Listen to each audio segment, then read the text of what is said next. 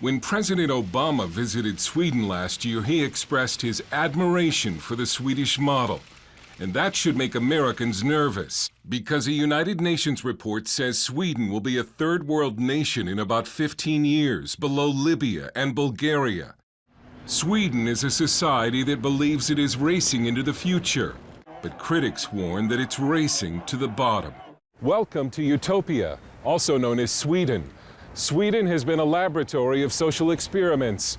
Swedish leaders believe they're building the perfect society. And Sweden has been compared to a couple of nations which also tried to build perfect societies, North Korea and the Soviet Union. If you don't like how Utopia is being built here, you won't be shot like in North Korea, but your life could become very unpleasant very quickly. Hallå, hallå. Jimmy Fredriksson from Expressen. Jimmy Fredriksson? Jaha du. This is a journalist from one of Sweden's leading tabloids confronting a Swede at his home. The man, a professor, made what he thought were anonymous negative comments on a website about immigrant problems in Sweden. But left-wing hackers helped the newspaper track him down and others like him, so that they could be exposed before the whole nation as racist. This man, a manager, was fired because of it. Sweden's leftist establishment and media believe a cornerstone of their perfect society is multiculturalism, large-scale immigration from some of the poorest, most backward nations on earth. And Swedes who disagree with that plan risk being labeled racist, fascist, even Nazi. The rules of the game in Sweden is to avoid being hostile to immigration. It's the most important point to prove that you're friendly towards foreigners, you're friendly towards immigration. Danish journalist Mikael Jalving is author of the book Absolute Sweden. It's all about whether or not you can be said to be hostile to immigration. Once that is proven, I mean, you're out of the game. It doesn't matter if Sweden's immigration model is failing miserably, if test scores in Swedish schools are plummeting, or if crime in some areas has skyrocketed. Immigrants burned the Stockholm suburb of Husby for over a week last year. Many Jews now live in fear of attacks by Muslim immigrants and are leaving. This former journalist for Swedish radio left last year and returned to her native Somalia.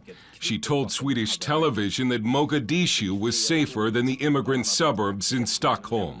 And forget about an American-style melting pot in which immigrants will someday learn to become Swedish. That's a racist idea, too.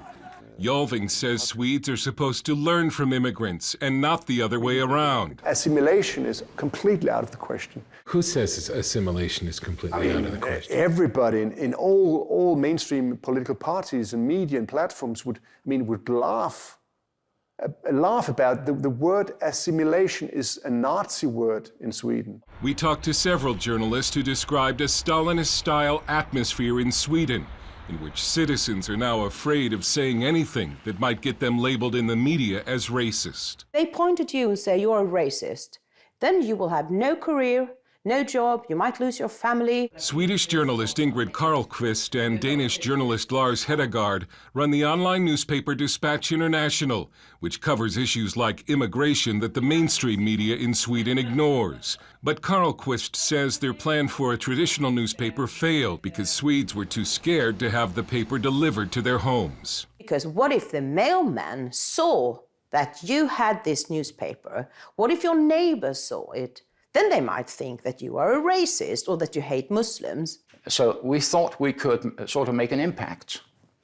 We still think we can, but it's tough going. Dispatch International now hangs on through donations. Sweden has become a nation where some viewpoints are simply too risky to even read. What wise Swedish parents do nowadays is to advise their kids not to interfere in the public discussion, not to express so-called radical ideas about this or that. Because why? Why do they advise them? Because they're afraid.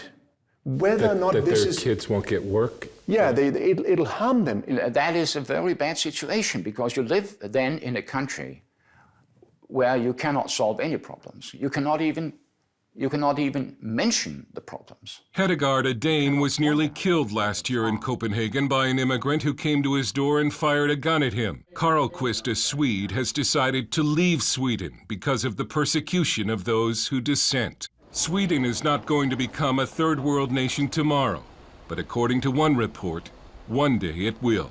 We had a perfectly good country, a rich country, a nice country, and in a few years' time, that country will be gone. Dale Hurt, CBN News, reporting from Sweden and Denmark.